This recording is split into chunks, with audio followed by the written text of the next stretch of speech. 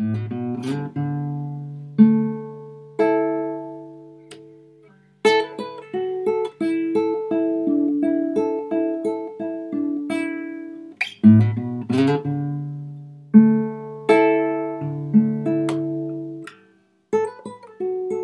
Upright Revolution is a short story translated into more than 85 languages. It is where the arms challenge the legs and the legs challenge the arms. There's a competition to control the body. There's a power struggle in this. At the same time, it's that whole transition from walking on all four to walking upright. And as the body now walks upright, the body begins to challenge itself. The story, which is an old tradition written by Ngugi wa Thiong'o, now is bringing our attention to this challenge for power. At the same time, the body, in the process of this challenge, where there's all the animals want to see this challenge, as contestants begin to realize that without each body part, the body cannot really function. So there's an association with society as too. So the visual exhibit that you see here is also an extension of literature and art, and the challenge to the artist interpreting an African story written by Ngugi in terms of their own personal experiences, and how their own personal experience shaped the stories, and how each artist found some connection with the story. My piece of work that is in the exhibition is called Sueño de Inocencia. I was really excited about being in this exhibition, Upright Revolution.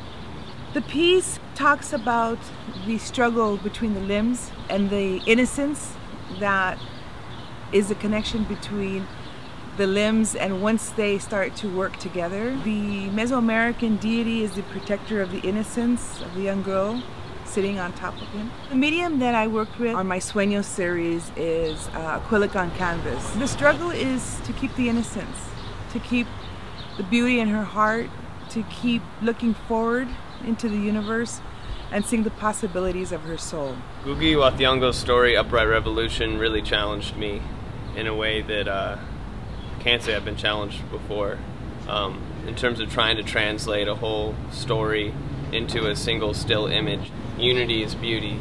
It works so well as like an aesthetic principle, and it worked perfectly like in terms of the story, of course, because that's what the author, you know, kind of chose to like sum up one of the biggest lessons of that story. And it makes me think of actually beauty too, and what beauty is. It's not just something, you know, that looks wonderful or what have you. I think beauty also implies that things work efficiently, perhaps. This piece here is by Pedro Rio Martinez. It's called Bridge of Convenience. It's part of the Casa's collection. It's a mural that measures 7 by 16 feet in width on canvas. It's the same artist who did this piece here, which is called Upright Revolution. It's part of his exhibit. I would like to thank the author for giving me this opportunity and translating his story into my own interpretation. My print was inspired by a quote that says, "Even the water needs the body in order for it to swim, float, or dive." I wanted to have a body of a woman and how it interacts with other living things and with Mother Nature. Thank you again for giving me this opportunity.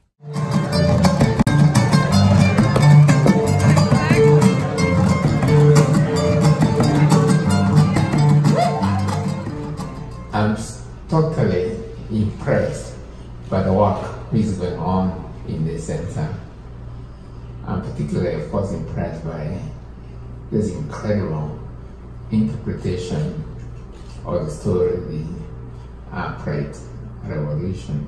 There has been exhibitions about the story in places like Stockholm, in Vienna, for instance.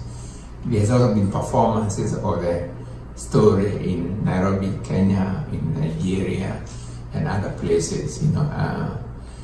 But this is the first, if I can remember, collective visual interpretation of the story, you know.